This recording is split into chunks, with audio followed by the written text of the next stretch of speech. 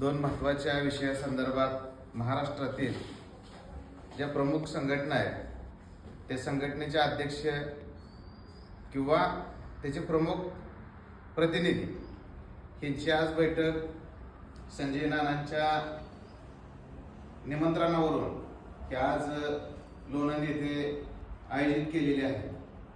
आता सर्वांचीच बऱ्यापैकी मतं मांडून झालेलं आहे.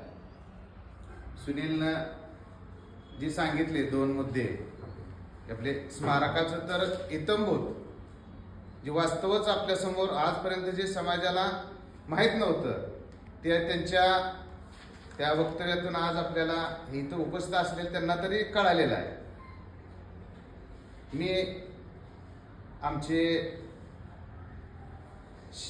अखिल भारतीय मेरठ सेवा समितीचे प्रमुख आदरणीय सुरेशजी गस्ती साहेब यांचा प्रतिनिधी म्हणून मी इथं आज उपस्थित राहिलेलो आहे. आत्ता जी काही चर्चा झालेली आहे मी प्रतिनिधी आहे, ते प्रमुख आहे. तर ही सविस्तर चर्चा जे आमचे जे राज्यातले जे काही प्रमुख मंडळी आहे त्यांच्याबरोबर आम्ही सविस्तर चर्चा करतो. आज जे काय सगळं झालेलं आहे आपलं इतंभूत माहिती त्यांनाही देतो आणि ही काय वेगळं आमचं मत असायचं काहीच कारण नाही. कारण हे दोन जे मुद्दे आहेत की स्मारकाचा मुद्दा तर आपल्या अस्मितेचा मुद्दा आहे, त्याच्यामुळं त्याच्याशी आम्ही सहमत आहेच.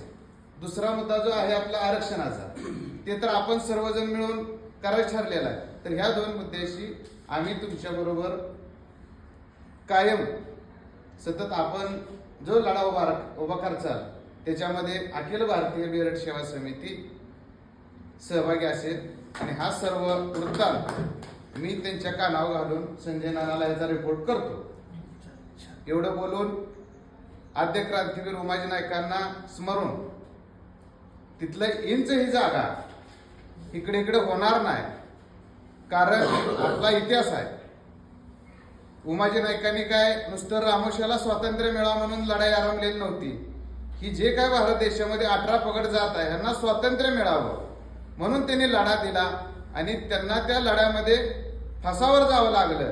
आणि ज्या लढ्यासाठी ते फासावर गेले ती जी जागा आहे ती जागा कुणाला इंचभर सुद्धा कधीही मिळणार नाही. ते स्वप्न कुणीही बघू नये हे महाराष्ट्रातील क्रांतिकारी रामोशी मेरठ समाजाच्या वतीने मी इथं जाहीर करतो. आणि आपण अतिशय चांगली मीटिंग इथं आयोजित केली त्याबद्दल आपलं संजय नानाचं एम नाना असतील, आप्पा असतील, महाराज आहेत, पोपटराव आहेत, रवी आहेत, आमचे जाधव साहेब आहेत, आमचे हनुमंतराव आहेत, संजय नाना जाधव आहेत, सुनील जाधव आहेत, या सर्वांचं अंतःकरणपूर्वक आभार मानतो आणि मी माझे दोन शब्द संपवतो.